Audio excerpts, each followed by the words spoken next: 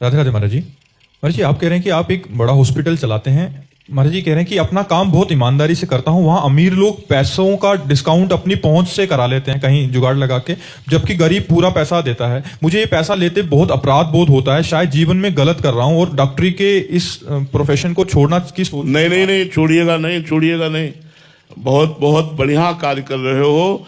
हाँ, ये जरूर है कि जो धनी वानी पुरुष हैं उनको चाहिए कि ऐसे अस्पतालों में जहां गरीबों की सेवा की जाती हो, आप अपना बीमारी का पैसा तो दे ही, हो सके तो कुछ और भी सहयोग करें। और गरीब जो पैसा नहीं दे सकते हैं उनको कुछ फ्री दवा, बिना फीस के उनसे बातचीत करना, उनके रोग को जानना, बिना पैसे के उनके खून की जांच हो जाना, अगर ऐसी व्यवस्थाएं आप कर सको तो आपका जीवन धन्य हो जाए। अगर एक गरीब की सेवा बन गई तो बहुत बड़ा। ऐसा ही अस्पतालों में होना चाहिए कि भाई कुछ लोग धनी हैं जिनके पास व्यवस्था है, उनको तो देना ही चाहिए, ईमानदारी से देना चाहिए। और जिनके पास नहीं है तो आपको देखना है कि आप ईमानदारी से उनकी यदि डॉक्टरी करवा सके, उनको औषधि दिलवा सके तो बहुत बड़ा पुण्य का कार्य होगा। आप और कोई कार्य करने की मत सोचे, बहुत बड़ा पुण्य का कार्य है किसी बीमार को दुख निवृत्ति कर देना। कोई बहुत पीड़ा से युक्त है, आपने औषधि दिलवा दी, भगवान की कृपा आप पे होगी, आप निश्चिंत रहिए। अगर सत्कर्म कर सकते हो तो करो। ये बैंक बैलेंस तुम्हारी गणना में आ रहा है, मरोगे तो चवन्नी नहीं ले जाओगे यहां से। अभी सत्कर्म कर लो, ऐसे अस्पतालों में, ऐसे चैरिटेबलों में, ऐसे स्थानों में दान करो जहां हजारों भूखों को भोजन दिया जाता है, बीमार लोगों को दवाइयां दी जाती हैं। हजारों हमारी गौएं ऐसे भटक रही हैं, उन गौओं के लिए गौशाला खुलवाओ, चारा डलवाओ, संतों को भोग लगाओ। यही पैसे का महत्व है यार। जब तक अच्छे कर्म नहीं करोगे तब तक ये रुपया पूर्व पुण्य से मिला है और यही बैंक में जमा रहेगा, यही संसार के लोग उसका प्रयोग करेंगे और आप नर्क जाओगे। इसलिए बेईमानी से रुपया मत कमाओ, ईमानदारी से कमाओ। और ईमानदारी से कमाए हुए रुपये से कम 100 में 10 रुपया धर्म के लिए निकाल के रख दो। गौ सेवा, साधु सेवा, बीमार सेवा, इनकी सेवाओं में रख दो। ए भाई, मत छोड़ना, अस्पताल मत छोड़ना। जरूर, हाँ, आप जरूर चलाना, बिल्कुल चलाना और उत्साह पूर्वक चलाना, इसको बंद मत करना। इससे बहुतों की आप सेवा कर सकते हो जो अनाथ हैं, असहाय हैं, गरीब हैं और दीन दुखी हैं, वो बीमार होकर आ रहे हैं, आप उनकी जरूर सेवा कीजिए। ये बहुत बढ़िया सेवा का स्थान है, इसको छोड़ना मत। ठीक है जी। प्रशांत शुक्ला जी, ग्वालियर से।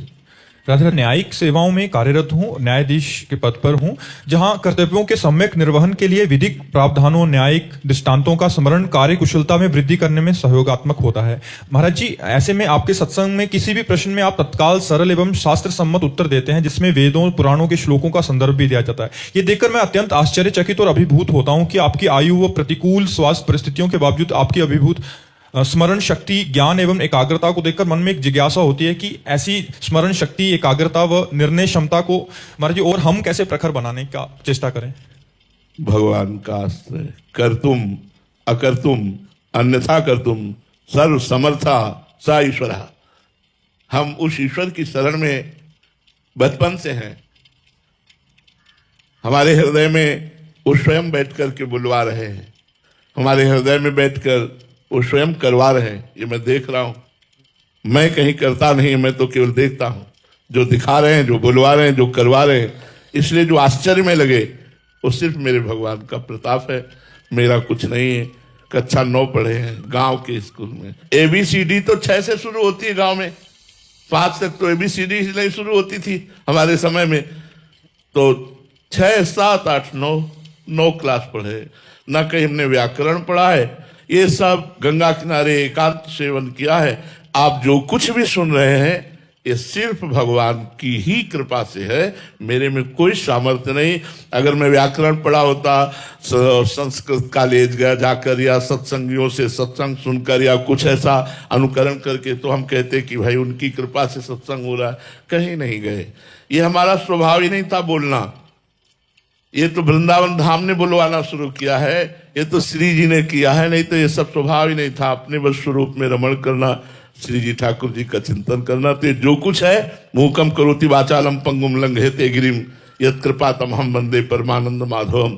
जो मुख से बुलवा दे, लूले लंगड़े से पहाड़ फंदवा दे, वही करतुम अकर्तुम अन्यथा कर्तुम परमात्मा की केवल लीला है। मेरी कोई सामर्थ्य नहीं है कि मैं उत्तर दे सकूं या मैं कुछ भी कर सकूं।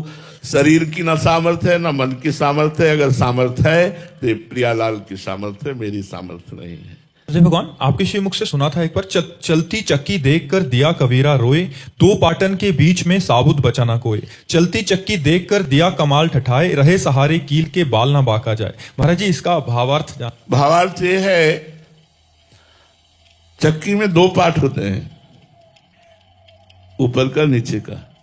ऐसे ही संसार में दो पार्ट हैं, सुख दुख, मान अपमान, लाभ हान, जय पराजय, जन्म मृत्यु। इसे द्वंद्व कहते हैं। कोई भी संसार में ऐसा नहीं जो इस द्वंद्व में पिस न रहा हो। तो चलती चक्की देख के दिया कबीरा रोए, दो पाटन के बीच में साबित बचा न कोई। सब सुख दुख की लपेट में है, सब लाभ हानि, मान अपमान, जय पराजय, जन्म मृत्यु की लपेट में सब पिस रहे।